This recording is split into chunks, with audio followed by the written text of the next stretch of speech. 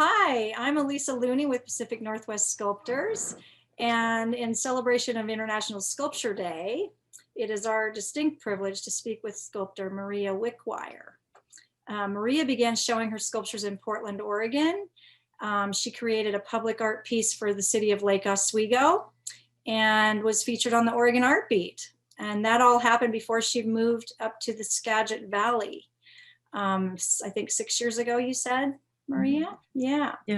And Maria, I just want to mention a little bit about Maria's sculpture. She creates deeply rich and thought-provoking sculptures in clay, often merging the female form with elements of nature and archetypal stories. So thanks so much for joining us, Maria. I'm so glad you're here. Thanks for having me. So in celebration of International Sculpture Day, we're exploring the theme of unrecognized. And what brought this to our attention was the recent sculpture of York that was anonymously installed on Mount Tabor in Portland. And it has attracted national attention. It's been fun to see that attention actually on York, who was a slave and was very unrecognized for his excellent work with the Lewis and Clark expedition. And so I wondered, I know, Maria, have you seen this sculpture, and what your response to this anonymous installation is? Well, I heard about it first actually at a Pacific Northwest Sculptors meeting, a Zoom meeting, and I had not seen it.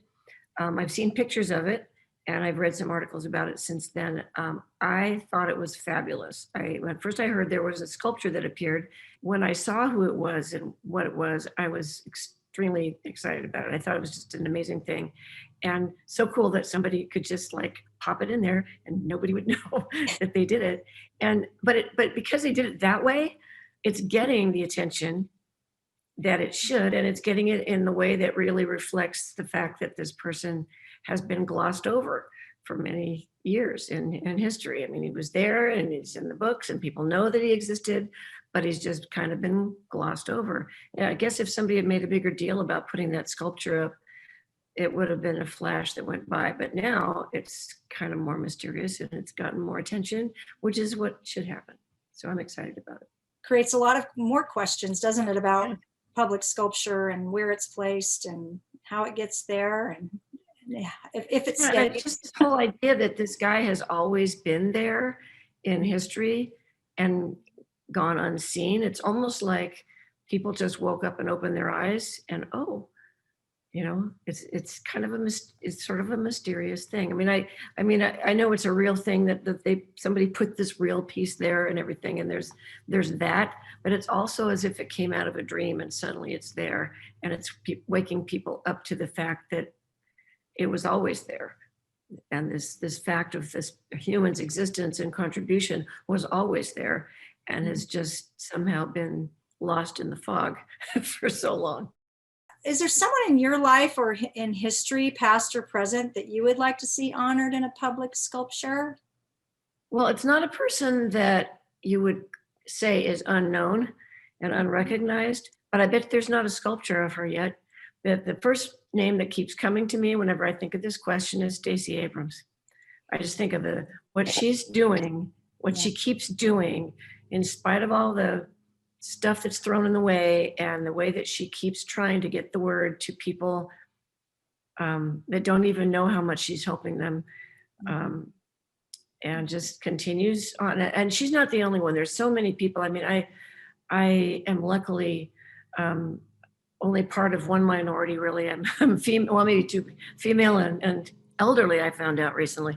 So maybe I'm in those minorities, but I haven't been a person of color, and I haven't had to be subjected to the kinds of indignities that she and others have been. And when I see the class and the patience and the intelligence and the articulate way of handling it, that I don't know that I would have that kind of strength if I were in that situation. And I find myself full of admiration for her. Amanda Gordon, another one, who so young and so full of that ability to see things as they are and still stand up strong and just be be there, you know, and they're not unknown. Thank heaven they're not unknown. Thank heaven people are hearing about them. The idea of equity as access, can you think of ways that you as an artist or educator, or also considering our PNWS organization, how we could support unrecognized artists to increase their opportunities or visibility? Unrecognized artists are often unrecognized more by themselves than they are by anyone else. It's like people seem to think they don't have creativity or they're not good enough or whatever. And so for me, I feel that anything that we can do to do outreach to children and outreach to students and outreach to, well, a friend of mine just got accepted into a show for artists with Parkinson's disease. I was telling you earlier about a group up here called Voices of the Children. That's a group that is in the Skagit Valley, and they connect with at-risk youth here. If people are interested, should follow Voices of the Children on Facebook and so forth, because they're doing a lot of really interesting things. I think that it's good for all of us to keep the flow going through the generations. I think that that's something that is really helpful. Well, I think we've covered this pretty well. I really appreciate you sharing your thinking. I think there was one that I didn't ask you, and I wondered if there was something you'd like to do with your art that could use group or technical support. Maybe. Yeah. Well, because I've never done a bronze before. I've never done a big bronze. And the piece that I did for Lake Oswego, I think you know, was tipped over, and it was a ceramic piece, and it was shattered on the sidewalk. And I finally got the pieces back. I've been trying to psych myself into being in the right mood to open the box of tiny little shards and try to put her back together, with the thought that I might love to cast her in bronze. The story of that piece was about how I feel that we store our life experiences in our bodies, and if we could look at each other with compassion and understand that people go through different things, maybe we would be nicer to each other. And then when she was shattered, and if she gets put back together, I feel like with the way the world has been in the last few years, that we need to put ourselves back together. And maybe we need to highlight the scars and realize that not forget them, not forget the divisions, but bring ourselves back together and highlight those scars with gold as marks of beauty that we're back together. And so I'd like to see that happen.